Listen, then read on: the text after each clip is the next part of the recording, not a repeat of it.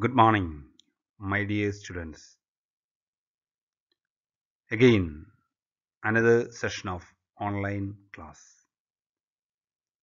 I think nearly 20 people, students only answered the first test. I think next Tuesday or next week, I'll be arranging another online test for you. The problem with your test was you are only supposed to give 15 minutes or 20 minutes or 10 minutes. You should answer before the time fades or time limits. So if you are late, your submission will be late. So I have studied the details and they told me that if you are late, the computer time that is set by the software program. If you are late, you cannot submit it. That is why I gave you 20 minutes for 15 questions. So you should submit it at least by 18 or 19th minute. If it is 20 minutes, then you cannot submit your answers. So next time, be careful, log in early. In your watch, it may be late or early. So log in early and get into the Moodle platform and answer before the time finishes. Okay, anyway, we are moving to a month of festival, Onam festival. So I wish you advance Onam wishes for you.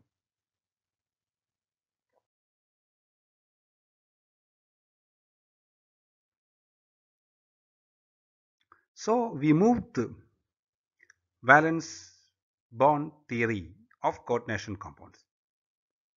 We have discussed many compounds based on VB theory. And this session we start with another molecule and we have to explain the formation of that molecule, that is a coordination compound, using VB theory. So we take here the molecule is, the compound is CuNH3 4 times SO4 or CuNH3 4 times 2 plus. This is called copper ammonium sulfate. That is the trivial name, copper ammonium sulfate, or the IUPAC name is tetramine copper 2 sulfate. Tetramine copper 2 sulfate. So we have to explain the hybridization and structure of this particular coordination compound. So in this particular compound, the central metal atom is copper, and we know the configuration of copper is 3d10 4s1. So in this compound, the copper is existing in the plus 2 oxidation state. That means 2 electrons has to be lost from the central metal atom. See here, we have 3d10 4s1 configuration. So one electron will be lost from the 4s orbital and another electron will be lost from the 3d5 or 3d10 orbital. So two electrons will be lost. So one electron from the 4s orbital and another 3d10 electron or the paired electrons in the 3d5 orbital. Now in the excited state, the electron has to be lost and we could write the configuration Cu2 plus ion in the ground state configuration is 3d9 4s0 4p0. So copper is in the plus 2 oxidation state and the configuration of copper 2 ion will become 3d9 4s0 and 4p0. Take down.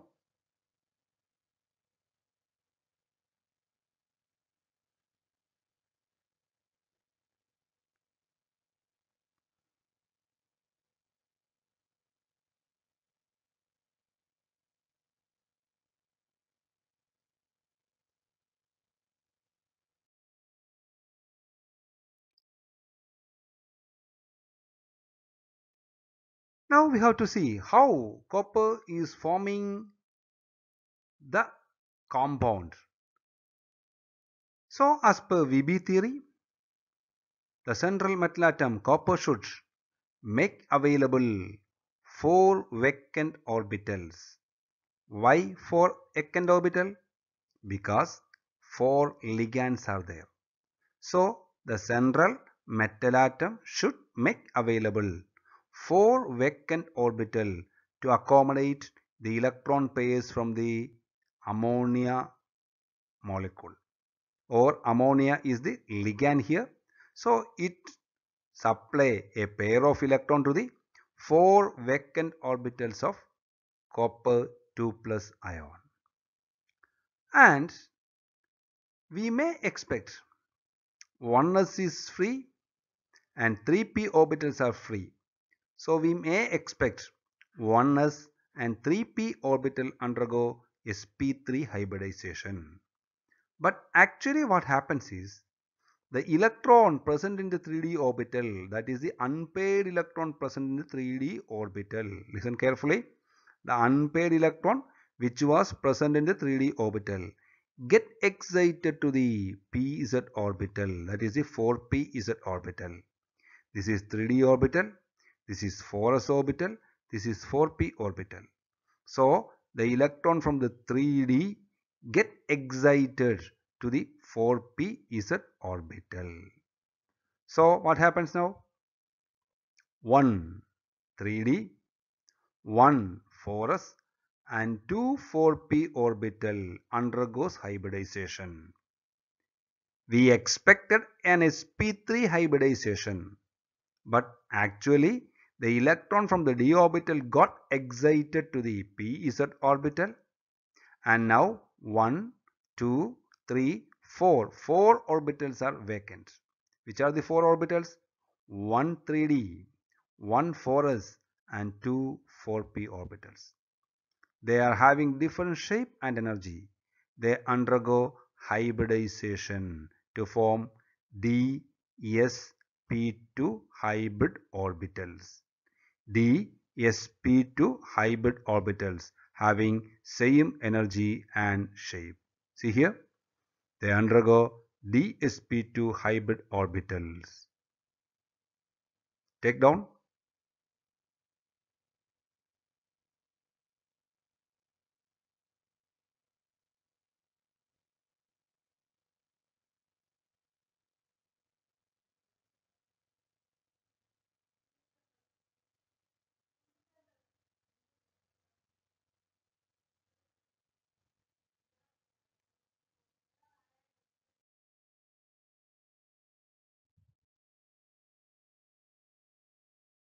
Now see here,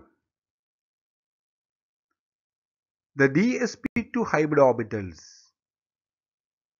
orient in three-dimensional space in a square planar manner to have minimum repulsion and maximum stability. So they will be orienting in a square planar manner dsp2 hybrid orbitals, and electron pairs from 4 ammonia molecule enters into these orbitals. So we expected an sp3 hybridization, but the hybridization is dsp2 hybridization, and the molecule is paramagnetic because of one unpaired electron in the pz orbital. And here the inner d orbital is taking part in hybridization, so it is a inner orbital complex. In short, we could say CuNH3 4 times SO4 is dsp2 hybridized, square planar in geometry, paramagnetic and inner orbital complex. Take down.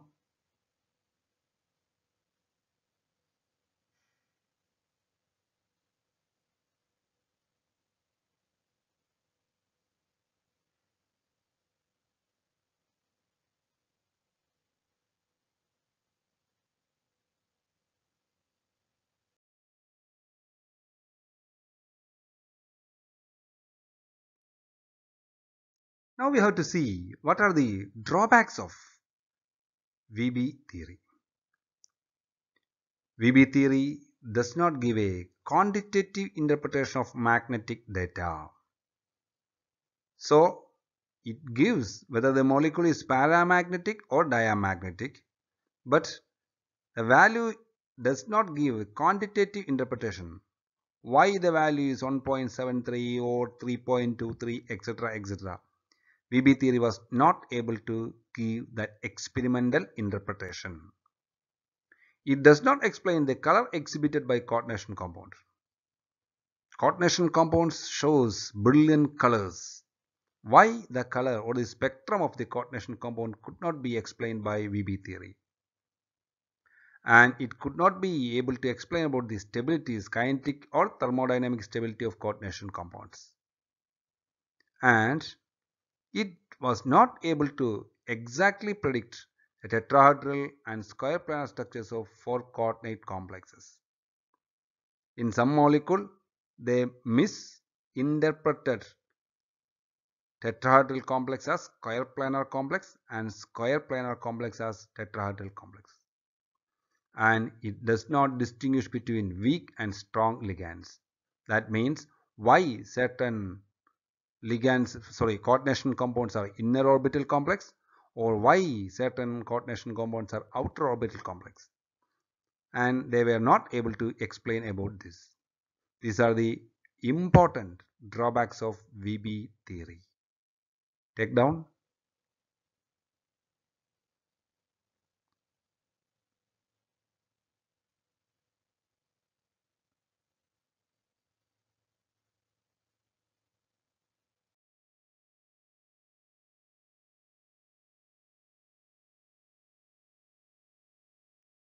So we have seen the postulates of VB theory, and using VB theory we explained the hybridization and structure of many coordination compounds. But VB theory failed to explain certain aspects, experimental and observed aspects of coordination compound. To overcome the drawbacks of valence bond theory, a new theory was proposed, and that theory is called CFT or crystal field theory. It is also called as ligand field theory, LFT. So in crystal field theory, they brought certain assumptions, certain conditions, certain what you can say postulates, and based on that assumptions, they were able to explain almost all drawbacks of VB theory. So we have to see what is crystal field theory and what is their proposals. So crystal field theory was developed by Benthe and Van Helek. So they consider the interaction between metal ion and ligand are electrostatic interaction.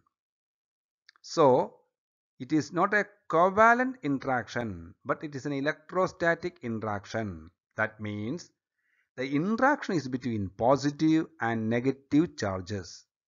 Or we can say the metal and the ligands are purely ionic in character. The interaction of metal and ligands are purely ionic in character. And this is due to the electrostatic interaction between the positive and negative charge of the metal and ligands respectively. Since these interactions are similar to that present in crystals, we know in ionic solids, cations and anions are interacting. So in crystals, basically the ionic interactions are occurring. So it is called as crystal field theory. And the crystal field theory treats each ligand as point of negative charges. Ligands are point of negative charges. Why? Because ligands are negatively charged or they can be having a lone pair of electrons present in them. So the metal ion should be positively charged. the ligand ion should be negatively charged, or it will be electron rich centers if the molecule is neutral. So we can say when the molecule is neutral, the ligands are considered as dipoles with a negative end of lone pairs. So the metal or the metal ion will be in the positive charge and the ligands will be negatively charged or negative rich centers as in the case of neutral molecules. So automatically the interaction is electrostatic. A positively charged metal ion interacting with a opposite charge, negative charge. So purely the interaction is electrostatic. Then the arrangement of these ligands around the central metal ion in such a way that the repulsion between the negative points is minimum. So around the metal when we place the ligands are negatively charged or negative rich centers.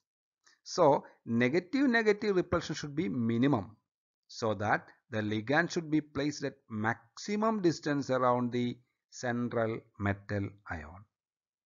These are the basic proposals of crystal field theory. Take down.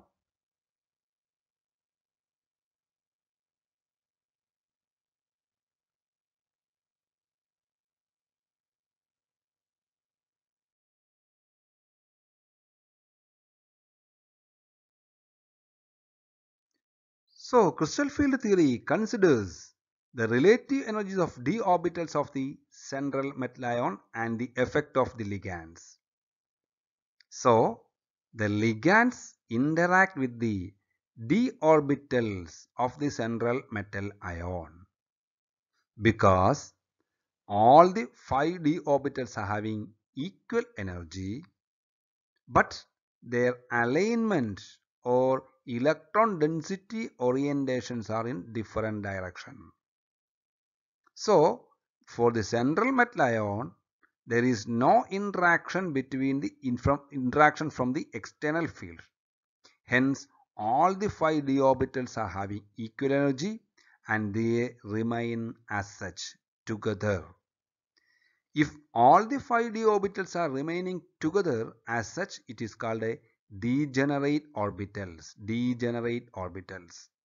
I told you d orbitals are having different direction of electron density, but they stay together when there is no external field.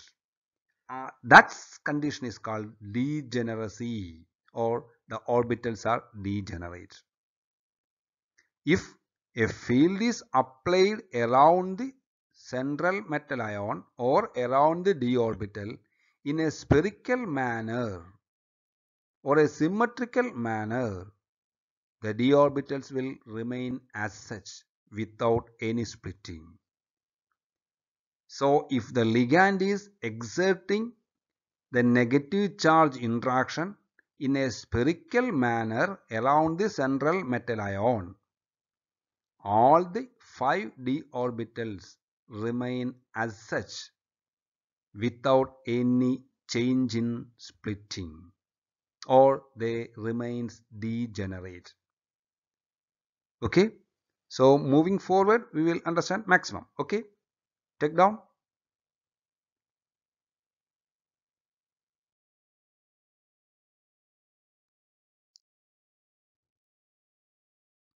Now taking specific example or specific geometry, we are going to discuss crystal field theory. So here I am taking an octahedral field.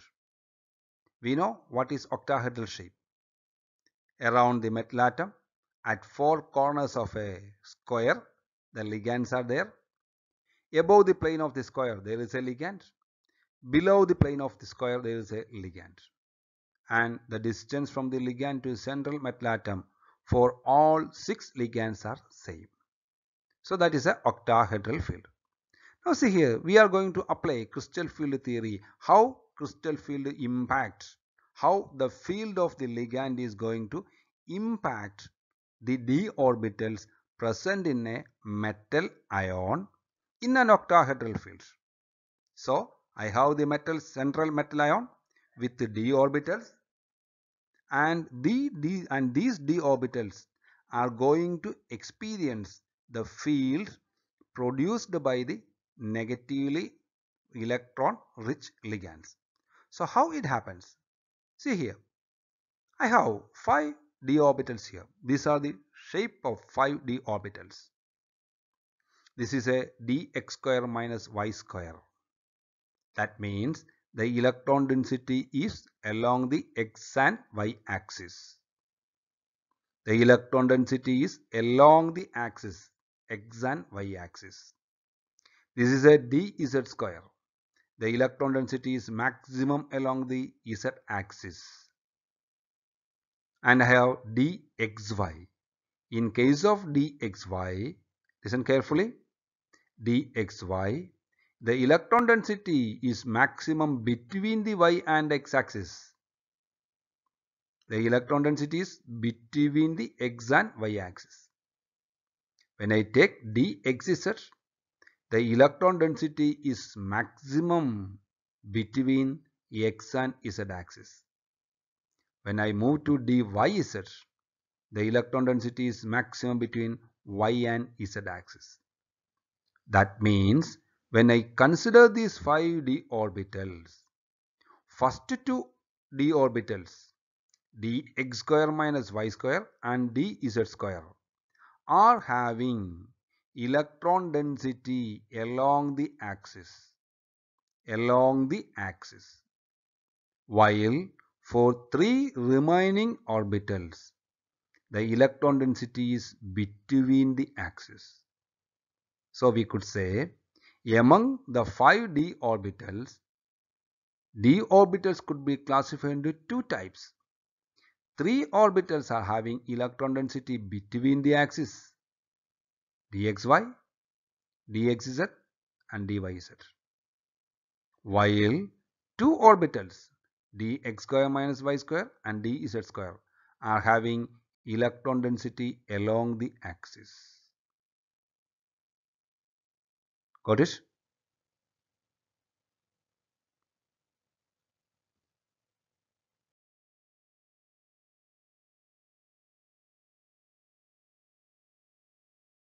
See here.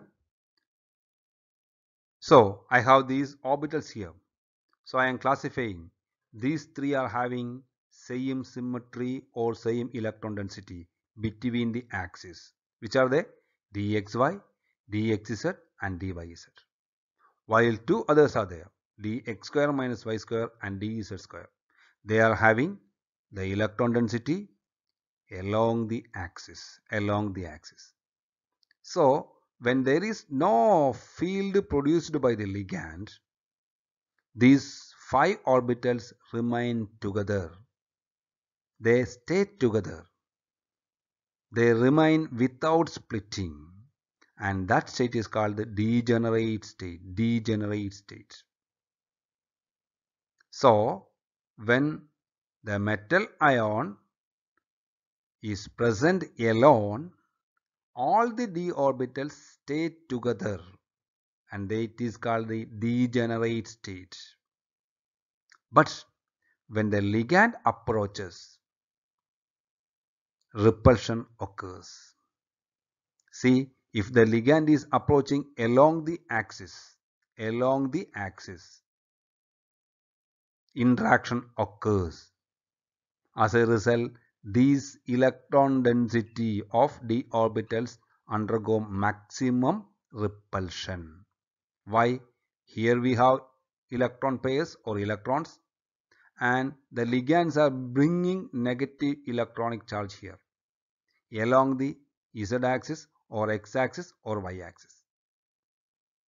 But see here, these orbitals are between the axis.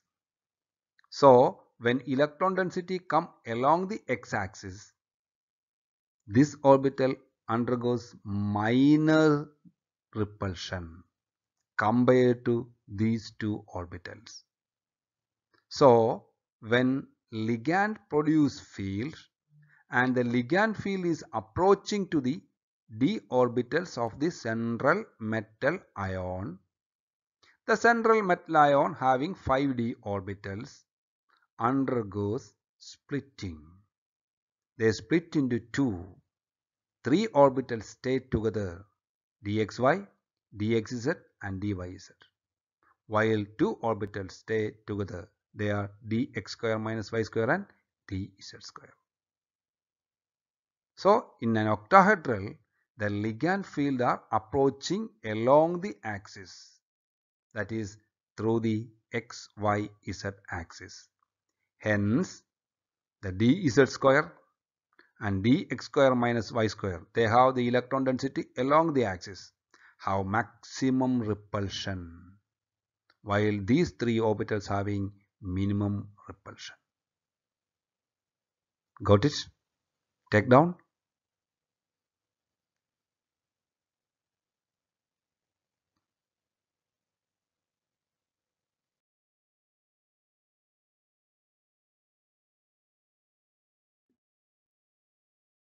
See here,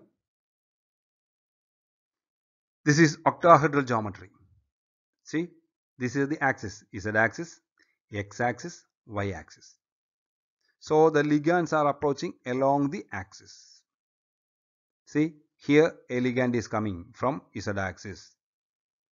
See, another ligand is coming from the z axis. Then four more ligands. Two ligands are coming from the y axis, on here, on here. Another two ligands are coming along the x axis. So the ligand fields are approaching to a central metal ion placed here along the axis, and repulsion occurs. To whom? The orbitals having electron density along the axis. Which are the orbitals present along the axis? dz square and dx square minus y square. So, since the ligand is approaching the metal ion along the xx, yy and z axis, the electrons in the dz square and dx square minus orbitals which are along the axis experience greater repulsion. Why? This is the electron pairs from the ligands. This is electron of the d orbitals. And dxy, dxz and dyz, which lie between the axis, suffers less repulsion. So 5 orbitals were together, but now these two orbitals undergo maximum repulsion while these two orbitals undergoes minimum repulsion. So the degeneracy of the d orbital get removed, or we could say the 5 d orbitals split into two. dx square, dx square minus y square stay together, having maximum repulsion, while 3 orbitals dxy, dxz and dyz, they stay together away from dz square and dx square minus y square. So the 5 orbitals split into two, 3 group together while 2 in another group. Take down, very important.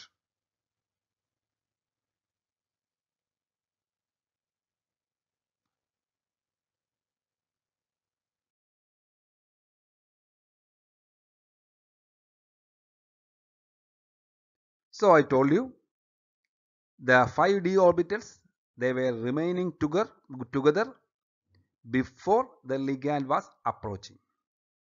When the ligand approached, what happened? A field was produced, and hence the 5 d orbitals split into two. 3 orbitals dxy, dxz and dyz group together, and they are called T2g orbitals. T2g orbitals. While dz square and dx square minus y square, they group together and designate as Eg orbitals. Eg orbitals. Thus, see here, the 5d orbitals got splitted into two. Which are they? T2g group and Eg group. They stayed together. When ligand approached in an octahedral field, the two orbitals dz square and dx square minus y square undergone maximum repulsion. Maximum repulsion means maximum energy. Minimum repulsion means minimum energy. So dz square and dx square minus y square have maximum energy, while dxy, dxz and dyz have minimum energy. This splitting up of degenerate d orbitals into two groups. Which groups? T2g and Eg. How? By the influence of field produced by the ligand is called crystal field splitting. So, this splitting up of degenerate energy levels of the d orbitals into two sets, which are the T2g and Eg. Which are T2g? dxy, dxz and dyz. Why? Because they lie between the axes. And what are Eg? dz square and dx square minus y square. Why they are Eg? Because they have the electron density along the axis. And this splitting up of d orbitals into two groups is called crystal field splitting. And this crystal field splitting is the basic reason for the experimental or observed phenomenon of many coordination compounds. Take down.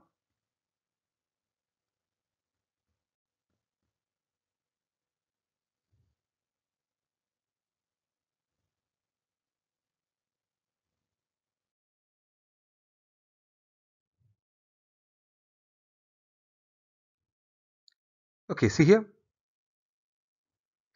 I have all the ligands approaching the central metal ion along Z, Y and X axis. So these d orbitals split into two, dz square and dx square minus y square, having maximum repulsion and maximum energy. So they group together as Eg orbitals, while three others, that means they have the electron density between the axes and they have minimum repulsion and minimum energy. So 5d orbitals around the central metal atom remained together. So what happened? Ligands approached along Z, X and Y axis. As a result, the 5d orbitals removed their degeneracy or they undergo splitting to have Eg orbitals and T2g orbitals.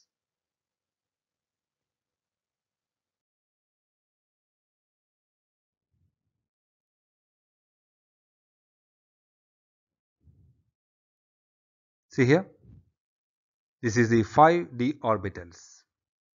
They stayed together. So now the ligand came. Repulsion occurred. These three orbitals remained together, while these two orbitals remained together. And this energy gap, see, this is the energy. If three orbitals should have minimum energy, automatically two orbitals should have maximum energy. So the total energy of these two orbitals should be equal to total energy of these three orbitals. That should be equal to this equivalent energy, because energy should be conserved.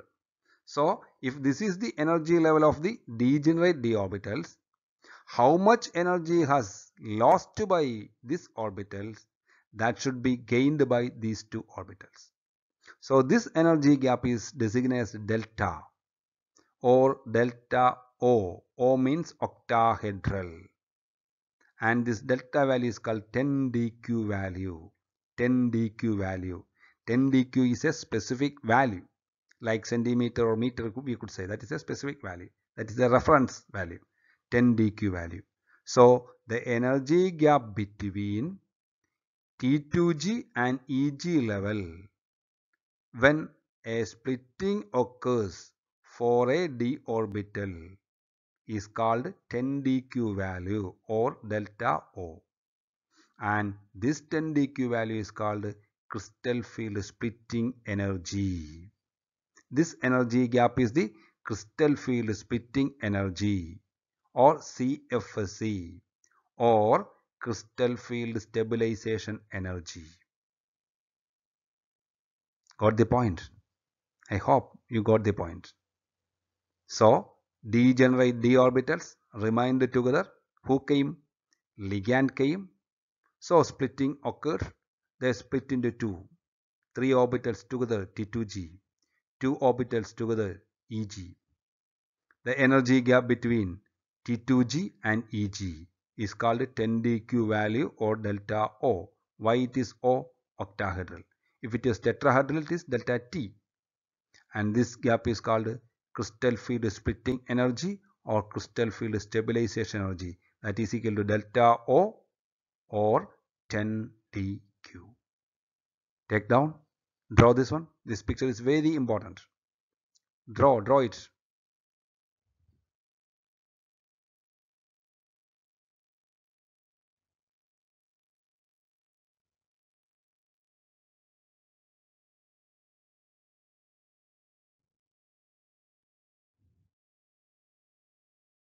So see here, more clear. This is the spherical field.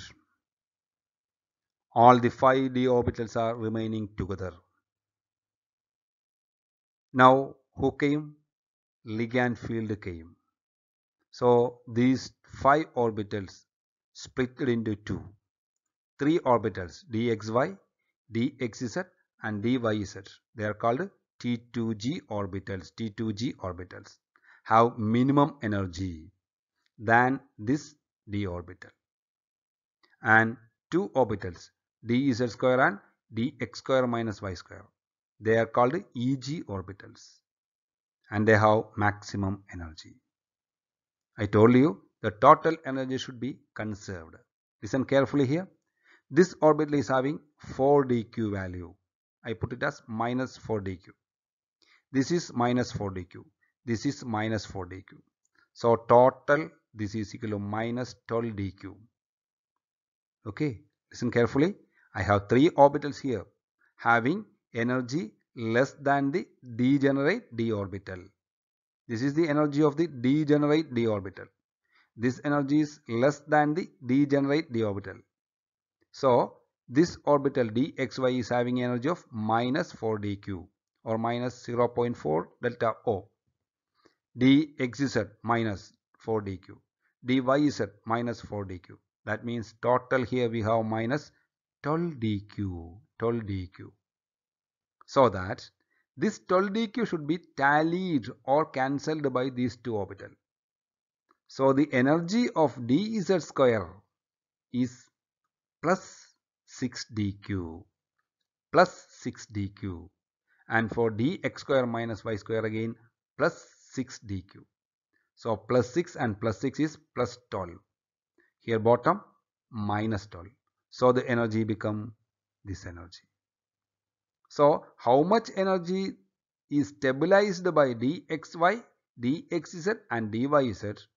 That much energy, that quantity of energy, that magnitude of energy is same for the destabilization of EG orbitals. So we show it as here minus and there plus. As energy is increasing, the stability will be decreasing. So we could say these 3 d orbitals having minus 12dq while this is having plus 12dq. So net effect, the energy has conserved, and this energy gap is called 10dq. See, I have represented delta O or 10dq. 0.6 dq is equal to 6 dq. That is a calculation for the calculation purpose. So we could summarize. In crystal field splitting of an octahedral field, the degenerate d orbitals split into two. They are T2G orbitals and EG orbitals. T2G orbitals are constituted by dxy, dxz and dyz, while EG orbitals are constituted by dx square, minus y square and dz square. The energy gap between Eg and T2g levels are called 10dq or delta octahedral. The energy of each orbital of T2g level or T2g group is 4dq, while the energy of each orbital of Eg group or Eg level is 6dq. Right? We need this for further writing of the calculation of the crystal field stabilization energy. So take careful while drawing this one. This is T2g, this is Eg. 3 orbitals down, 2 up. This is having energy of minus 4dq. This is having plus 6dq. This gap is called 10dq or delta O.